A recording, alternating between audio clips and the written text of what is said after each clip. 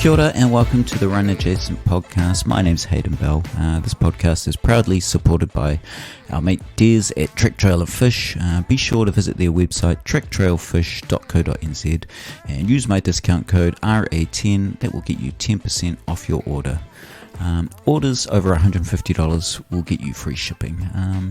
My guest today is Jim Kettlewell, an accomplished runner who is the epitome of been there, done that, and got the t-shirt. Let's get to know Jim a little bit better.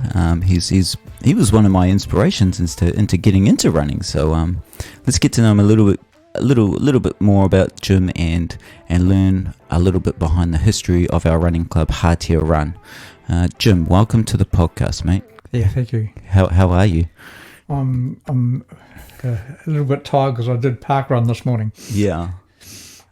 Which is one of the things that you were instrumental in starting up in Whangarei. Yes, that's true. Yeah. It took a bit of talking in the club, but we realised at that point in time that running was at a state of change, and we had to do something that was going to take the club forward, and parkrun seemed an obvious answer at that time. Yeah, this was back in 2016, wasn't it? That was, yes, yeah. Nice. Let's get to know you a little bit. How old are you? I'm 79, coming up 80. And you lived in Northland your whole life? No, not at all. I'm born and raised Wellington boy. Moved up here after 4 years at the Outward Bound School at Hātea, where I was an instructor. And this is where I became a runner, of course. And it was a requirement of the job to be able to run. But I must have had some ability because I set the record, or held the record for the 2-mile morning run at Hātea. That's good.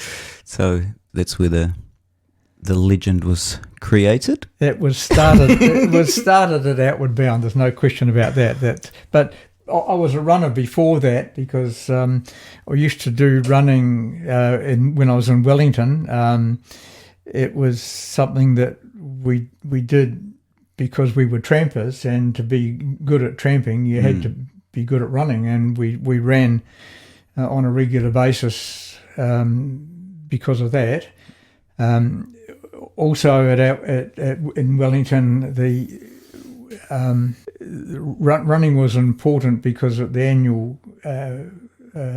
annual meeting of the running club over in the Whangarei Ranges, there was a running race, and that was held every year. That was, I don't know, about 20k, but you had to be a runner over distance, over hills, to be able to do that. Yeah.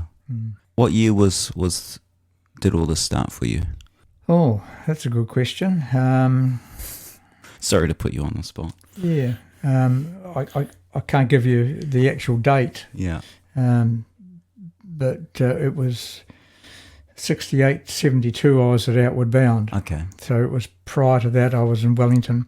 Wow. And I was in the tramping club in Wellington, and that's where I became a runner. It was back then.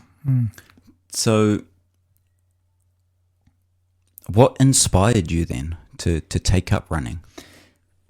Okay, well, you've got to move forward to Whangarei, and my 2 children took up running.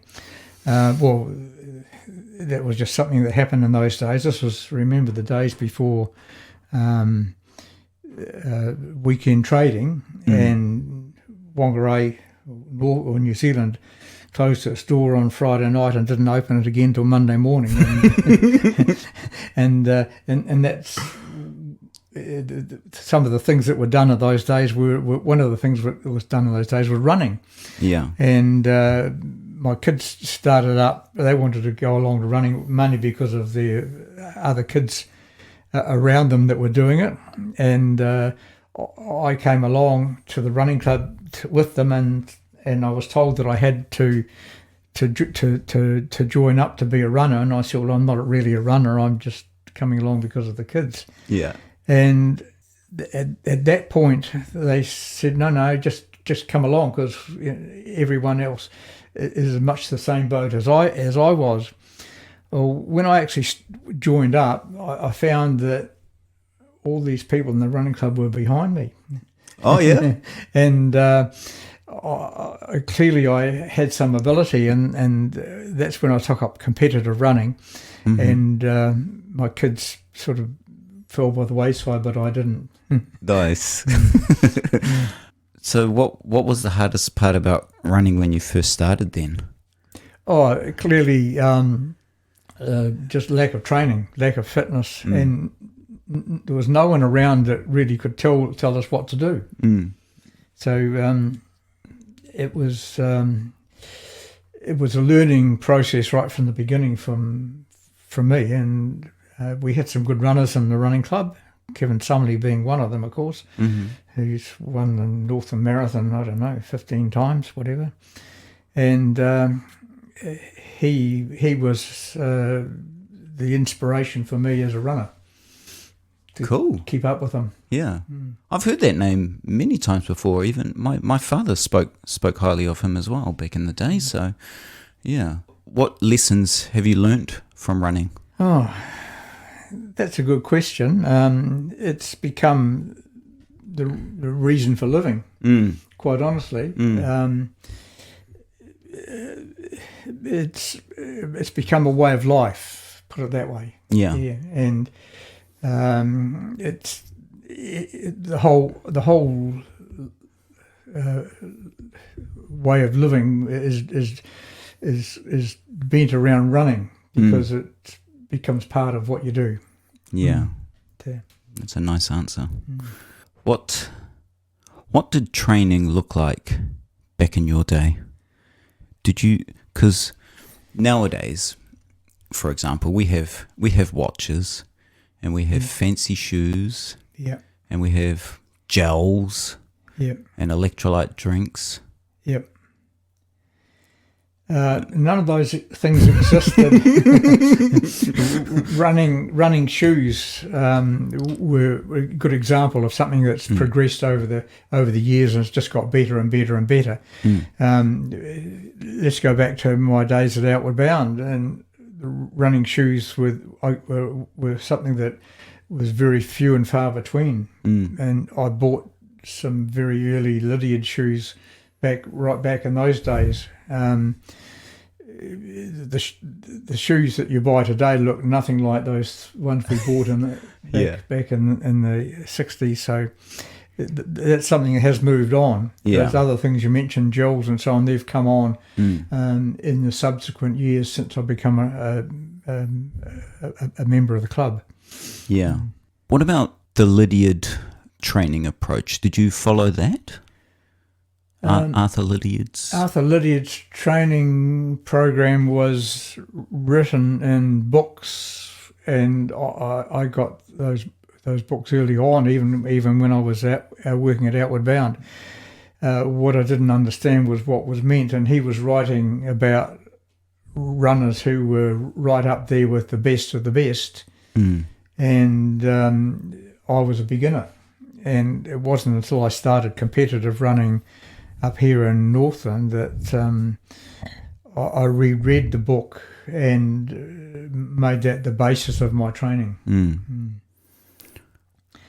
Do you have any results that you could share with us?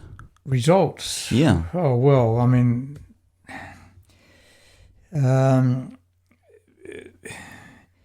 let's go back to the marathon, because that was the thing that was big, and when I started running, everyone was running marathons. I ran about 40 marathons on the road, another 10 or so off-road marathons, so they were slower, but the 40 marathons I ran on the road, my best time was 2:29:17. I ran that in Canberra, and I was first veteran home in Canberra. Nice. And I think 5th place. Yeah.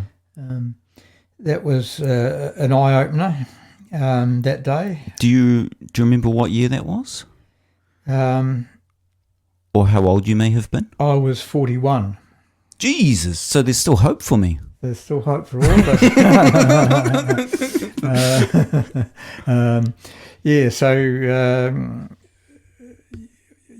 I can't give you the year, but no, that's right. I was 41 years old when I ran that here. Wow. I ran a half marathon in Auckland, won a 9:47. That was on the hilly course down there. 10k up here, 31:09. That was on the Kensington Park circuit, so that's 4 times round, so it's not actually flat. Yeah. And I did a 5k on the track and a 3k on the track, 16:15 and 9:03. So again, that was in the lead up to my good marathon time, at 2:29. Far out. Was the track grass? It was grass in those days. Yeah. No advantage if it was uphill too. Oh wow. Far out. No, you. Those times are really impressive. It's like 2:29.17 for a marathon. That would still get you on the front page of results at Rotorua these days. Yeah, but you've got to look at where that might have got me at Rotorua. Back in the day when I ran it, I probably would have been in 10th place or 20th place. You know, now I'm right up. That time would be right up there. Yeah, that's just how times have changed over the years. Yeah. It's crazy, man. When you were in your peak, so your preference at the time was road marathons? At the time, marathons were big. Every town and village had a marathon, annual marathon, and we were the same up here in Northland. Yeah. And so marathon running became a big thing. My preference was trail running. And that's what I ended up moving into in the later years of my running. Yeah. And what is your favourite run? Favourite run it's a good question, that one. I've got to say that up here, running in the forest in the weekend was the thing that motivated me the most. And out of that, I suppose the Marua circuit would be one of the best that I've kept coming back to time and time again. So that would be my favourite circuit around through the forest. Yeah. Was that including going up Gentle Annie as well? That would always included going up Gentle Annie. Okay, so you'd go River Road, Gentle Annie, and then go and do the Marua circuit. Yeah. Clockwise or anti-clockwise? Oh, mostly anti-clockwise actually. Yeah. That was the choice. Yeah. Okay, and so that would be about 38 kilometres. Oh, 30, something like that. Yeah. Yeah. What time would you run that in? Oh, it was under 3 hours typically. Damn. 2:50. Yeah. Would be typical. Yeah. And that would be considered a good training run. That was a training run. Yeah. Wow. But you're running back. You had to run backed off. You couldn't run it at pace. But we used to push the hills. Yeah. How many would run in your pack? There'd be 3 or 4 of us typically. Yeah. Do you remember those friends that you ran with? Well, Kevin Summerley would be one. He moved out to Whangarei and ran out there in preference. Mark Coles would be one. Oh, yeah. Kevin, Mark was he was right up there. Roger Winton. Roger Winton, of course, was with us. Yeah. Yeah. Cool. Yeah. Are we allowed to talk about the Rotorua Marathon of '99? Go ahead. What happened? 99. Oh. Was it a washout? That was the one that was washed out. Yeah. We trained up for that one, and it was my goal to get Mark Coles actually under 240. Mm-hmm. He actually hasn't achieved that subsequently, but that's another story. Yeah, it was. We were in top shape that day for that marathon. Yeah. And got to the start line and they said, no, it's all off. Mm. And there were people coming back in tears. Yeah. Literally crying. Yeah. Mm. Did you have an alternative race to do that year then? No, I gave it away because I didn't have any other goals. Yeah. But Mark Coles ran a couple. Yeah. Yeah. It didn't do very well in them, I might add, but because I think we put all our effort into Rotorua that year. Yeah. Mm. So when you were in your peak, Jim, and you were following the like Lydiard's training, how often would you race per year? I couldn't give you a number on it because I mean I used to run marathons with a view of running a good time. So if you're running a good time, you can only run 3 marathons a year. You can't run any more than that. You're just beyond. It takes you beyond your limit. Yeah. So some people ran marathons to clock up times. Ian Douglas be a classic example of that, and he did 135 marathons, I think. Far out. Yeah. What's his name down in south of Auckland there? South of name eludes me. He's run nearly 200 marathons. Okay. But never run a good one. Yeah. So if you wanted to run a good marathon, you would only do maybe 2 or 3 per year. You can only do 2 or 3 a year. Yeah. Okay. All right. That's some good advice there, Jim. What would you like to see more of in the Northland running scene? In the Northland running scene, well, you see, because I've moved away from track and field,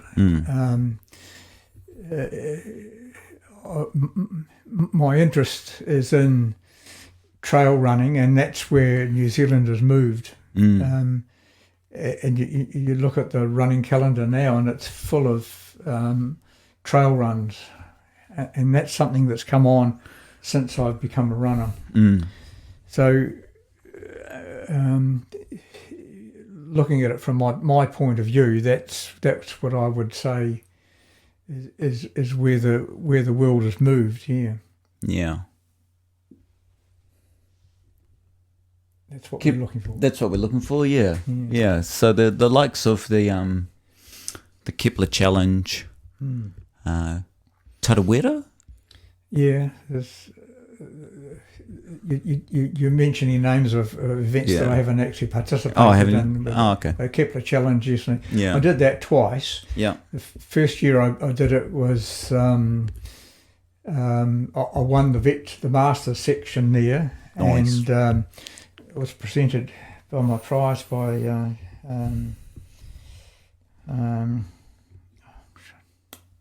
there's my head going again. So that was a good time. The second time round, I got to the finish, but I only got to halfway before the wheels fell off. So, that was this one here. Yeah. Derek Turnbull Memorial Trophy is on our wall. We're looking at it. Yeah. Derek Turnbull was a phenomenal runner, and I think he's still got records in the New Zealand record book, and at Rotorua would be one of them. Yeah. He was a great runner. I ran into him at the one year I ran a good Rotorua, and I came up alongside him, and I didn't know who he was on the hills around the back. Yeah. And come to the downhill, and he roared past me. I thought, all right, okay, let him go. Came to the next uphill, and I caught him up again and passed him. Came to the next downhill, and he passed me again. Oh, yeah? It wasn't when we got off the lake at the far side, and I passed him for the final time and he said, "Good on you, mate." He says, "It's all yours." Well, I wasn't actually racing and I didn't actually know who he was at the time, but he went on and he set an age group record that year, and he was only just behind me. I was 2:39, I think, and he was just on 2:40, so he was just there. Yeah. Good runner. All right. Nice. Thank you for sharing those stories. Yeah, so just getting back to what we'd like to see more of in the Northland running scene. You alluded to the trail runs. Sport Northland created the Bay of Islands Ultra Marathon. Yes. Did you see that? Did you see the results for that? Oh, I didn't see the results, no. Oh, okay. So Sam Rout won that one. 3 hours 30 over 50 Ks. 1,200 meters of climbing. Yeah. What do you think of that result? Oh, that's a good time. Yeah. The year I ran it, I came in second place. Don't ask me the time now. I can't remember it, but I remember went through the marathon distance in 3 hours 5. Oh yeah. All right. So there used to be a Bay of Islands Ultra before this one. There was, yes. Oh yeah. Yeah. What did that look like? Do you remember where it started? It started in Maurewa. No, Kawakawa, sorry. Yeah. And went through Maurewa and up into the hills and finished in the Bay of Islands at the hotel, who were the sponsors. Oh. And one of the prizes was a jug of beer. And we came across the finish line and that was handed to me. And I remember I sculled it. It was like I hadn't touched anything. Didn't even touch the sides. Didn't even touch the sides. No. Yeah. Crack up. So are you happy with everything you've accomplished? Absolutely. I've got no regrets whatsoever. I mean, I could have done better, but you've got to look at the fact that I actually was running a business in town at the time, and that was a priority. I had, well, I think at one stage I had about 20 people working for me. Oh, yeah. And you got to put effort into that. So that came away from my running. So when I set my good time at Canberra as a 41-year-old, I only had a few more years left as a competitive runner, really. Yeah. So unfortunately, I think my best years were behind me at that point. But that aside, I was still able to keep running. Yeah. And just for the pleasure of doing it, because it is a pleasure. Yeah, it is. Running, just getting out there and kicking it over. Competitively, I was still competitive for quite a while, but that's as a byproduct of the training that I was doing. Yeah. Mm-hmm. Well, I still remember the 2017 Whangarei half marathon, and you ran with me for the first 14 Ks, and then I think it was Rex Carmichael was ahead of us, and you said, "I'm just going to go catch up to Rex," and then I never saw you again. And you would have been in your mid 60s at that point, and I was still in my 20s, and you smashed me, mate. So I think you're incredible, man. It would be great to be running back there again, but it's not going to happen. Yeah, if only we could bottle youth, right? Can we move along to our running club, Hātea? Sure. It's had many different names in the past, which we can touch upon, but I think it would be cool to document a little bit of the history of the club. Yeah. How many names has it had? Well, I think 3 names. It was called the Whangarei Hātea Club to start with, and that the Northland Centre and the Whangarei Hātea Club never got on. And what had happened was the Whangarei Athletic and Cycling Club, the other club in town, changed its name to the Whangarei Hātea Club, and that became a point of contention, or changed its name to the Whangarei Athletic and Hātea Club. And the Whangarei Hātea Club, which we were, Hātea, it became a point of contention which had to be changed. So the centre demanded that the club change its name. So it was changed to the Hātea Athletic and Harrier Club. And of course, we dropped the Athletic and Harrier section a couple of years ago and became Hatea Run. Yeah. It was, I imagine at the time, when it was called the Whangarei Harrier Club, it would have been quite confusing that there were two clubs with Whangarei in their name. Yeah. This is back in the 1950s, right? Yeah. Yeah.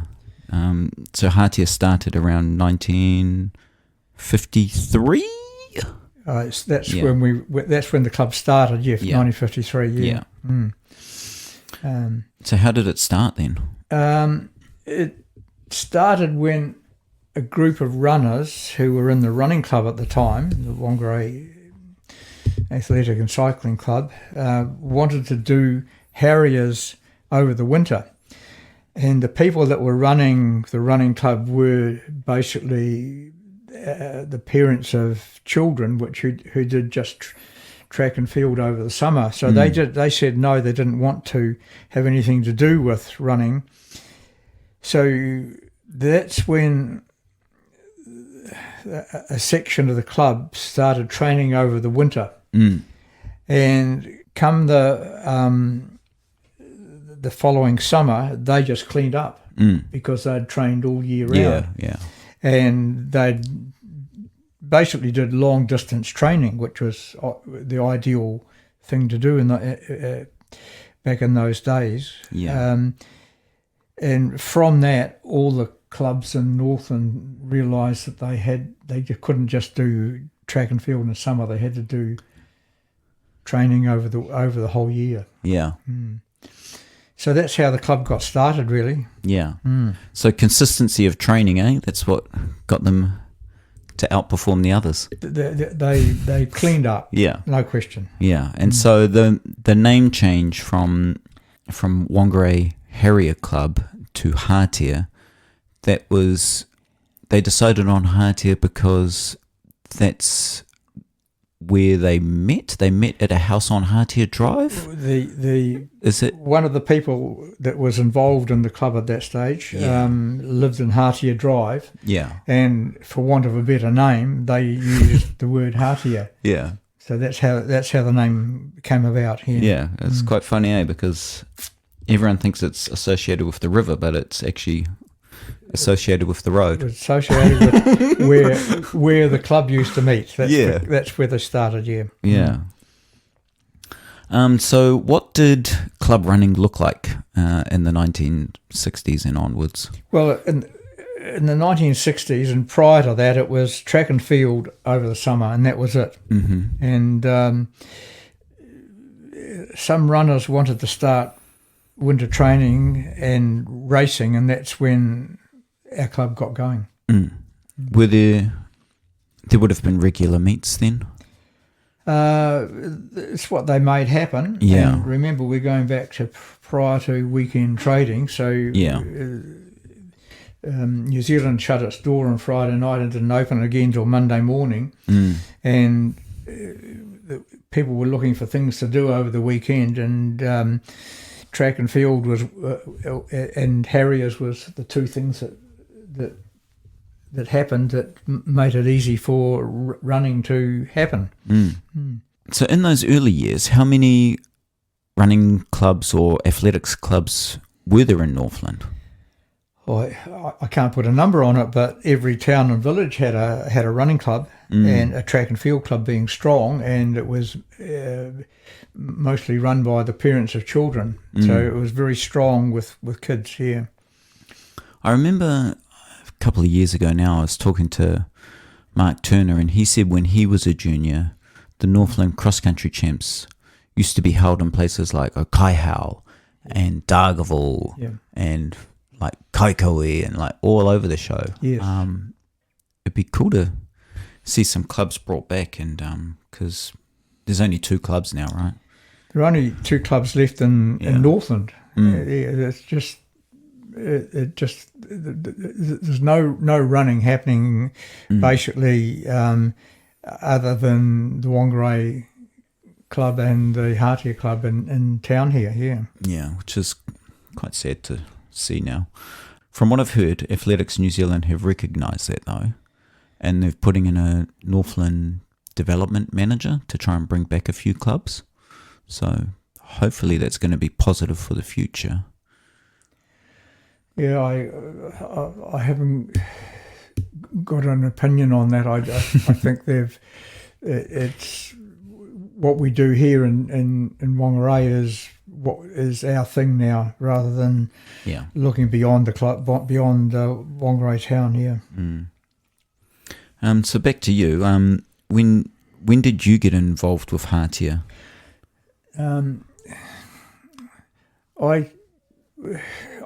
I came in. I ran for the other club for years. When they wanted to do mainly track and field, I wanted to do mainly off-road running, and that's when I changed. So that was about 15 years ago. Okay, so you were with Athletics Whangarei for a bit before that, eh? Yeah, that's where I started running, and that was interesting. When I started running, I rang up Nancy Beaumar. She was club captain, I think. She said, we're meeting up Vinegar Hill Road. So I drove up Vinegar Hill Road and came across these runners, and it was the Whangarei. It was the Hātea club that was there, and the two clubs were both running in up on the hill at the same time. I just happened to stop at where I saw some runners, and someone came along and introduced themselves and asked me what I was doing, and I said, I'm looking for Whangarei. I said, no, they said they're up the hill there. And so that was my very first run with the club. You were the president when I'm gonna rephrase that question. In 2017, when I was a bit fatter than I am now, yes, and I popped along to parkrun, and I think after about 10 parkruns, I believe it was you and Colin Smith. Yes, came up and tapped me on the shoulder and said, you've been coming to this parkrun quite a bit. And I was like, yeah, I'm training up for the Whangarei half marathon. And he said, you should come run in the forest with us on Sundays. And I went, yeah, okay, I'll give it a go. And you were the president of Hātea at the time. I didn't realize it, but that's kind of what got me involved in the club from then. It was like the no pressure approach to just come and have a run, and I'm very grateful to you guys for doing that, because I think it's completely changed my life. I just wanted to share that with you. But well, thank you for that. Yeah, that's you say that, and I think you were talking about Colin talking to you rather than me. But, I had the same attitude to people, come along and join running club, because that's where it's going to happen. Yeah, and so I think that year I'd previously run a half marathon in about 2 hours 5, many years before that, but I think that year at Whangarei I ran a 1:45. So I shaved like 20 minutes off my half marathon time just by running with you guys. Yeah. So that was cool. But how do you remember how many years you were the president of Hātea for? I couldn't give you a number of years that I was involved in management. When I first joined the club, I went on the committee, and I was on the committee for a couple of years before I took over as club president. Yeah. What changes did you make during your presidency? The big one would have to be Whangarei parkrun, without question, and that took a bit of talking to get the club interested in it, but it came from a run I did with the club when there was more marshals than there were runners, and clearly that was not sustainable. Yeah. And we needed something different. And Whangarei Parkrun seemed to tick the box at that point in time. Yeah. And I mean, you look at Parkrun this morning, there's, I don't know how many people there, 220, 230 or something. That's been the highlight of my life, seeing that happen. Yeah. It's cool, eh? Oh, absolutely, yeah. And from that, Hātea has picked up runners, and that's why we're now the biggest running club in Northland. Yeah. So before Parkrun was around on the Saturday mornings for us to go and run at, was it just like Hātea type events on a Saturday afternoon? Yes, that's what happened. Hātea held an event, the Whangarei Club held an event, and right throughout Northland there were events held too. And we used to move around from centre to centre to run from club to club, I should say, to run in the events that they held here. Yeah, but I think with Parkrun being early on a Saturday morning, I think it's allowed people to do more with their days. I think with a 2 o'clock or a 2 o'clock meet, it kind of takes away your morning, or it takes away your afternoon. It can take up quite a bit of time, if you know what I mean. Yeah, and that's exactly the reason that I could see Parkrun being successful, was that it got it over and done with for the day, and allowed people to get on with their life. Yeah, that's what I love about Parkrun. And it's cool. I think, Jim, a couple of other things that you did while you were the president of Hātea is you brought along the night series, which is still going great guns for us nowadays. Yep. So we've got the Spooky Chase, which is our play on a handicap run, which we do up the backside of Parihaka. Yep. So you helped get that one off the ground. Yes. There's a flying downhill kilometre. Yes, got that off the ground. You got that one off the ground too. I think Francois won it this year in a time of 3 minutes. Yes. The previous year it was Luke Clements in 2:48. So that's always a cool little event. And then the rest of the night series, there's 3 other events which take place around Whangarei. I think we did the Waimahanga track this year. There was the Mere Park circuit, and we did one up at Tikipanga as well. And then there's also the Summer Grand Prix. So those are a lot of cool little events that you helped start during your presidency. And I get a lot of credit for it, but it's actually you were the one that started it.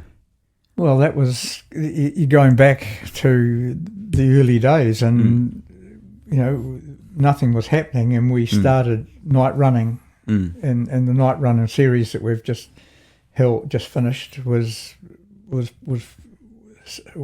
one of the events that we got going as a result of there being nothing like it. Yeah. The summer road race series, other people were more interested in road racing at that point in time, so they probably had an input into it. But making a 2 different series was one of the things that I had quite a strong input into. That's for sure. Yeah. So you made a lot of changes, shifting the Hātea type events from a Saturday and then putting them midweek. Yeah, means that we still get to do Hātea type events. Yeah, and then we still do Parkrun, and then we've got the long runs in the Glenbervie Forest, which is an absolute mecca to train in. So those kind of I think coming back to the key point you made there was the runs in the Glenbervie Forest. I think without question that's why do we rate so highly as runners nationally is because of the Glenboogie Forest. I think there's no question about that. Yeah. And it's right on our doorstep. Yeah, it's cool. Last question, man. Yep. What else would you like to see in club running in Northland? What would I like to see in club running in Northland?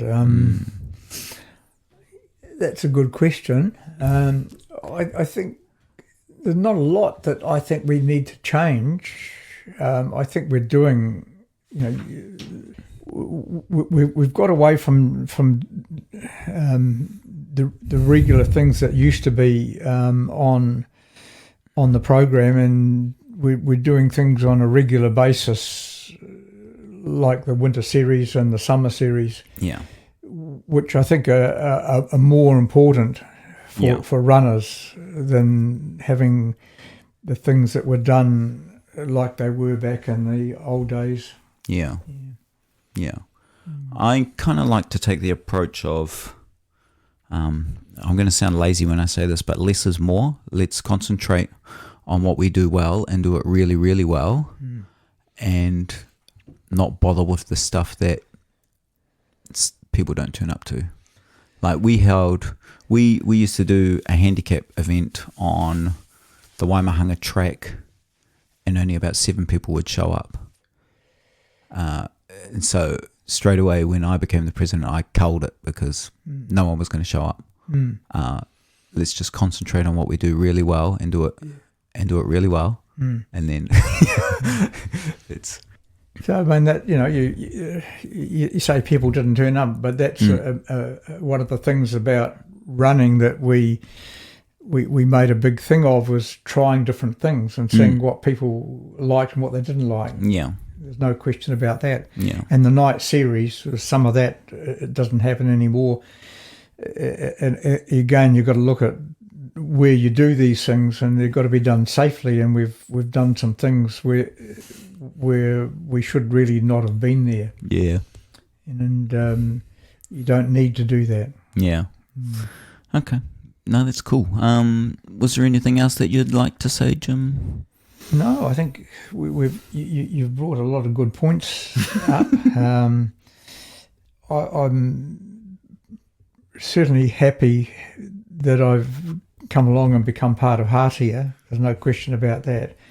And I think that running, for the people that do running today, it's a good thing that they can come along and be part of the club that we have. Yeah. No, that's cool. So, thank you, Jim. Thank you. So a big thank you. Thank you to you, the listener, for tuning in again, and a big thank you to our show sponsor, Trick Trail and Fish.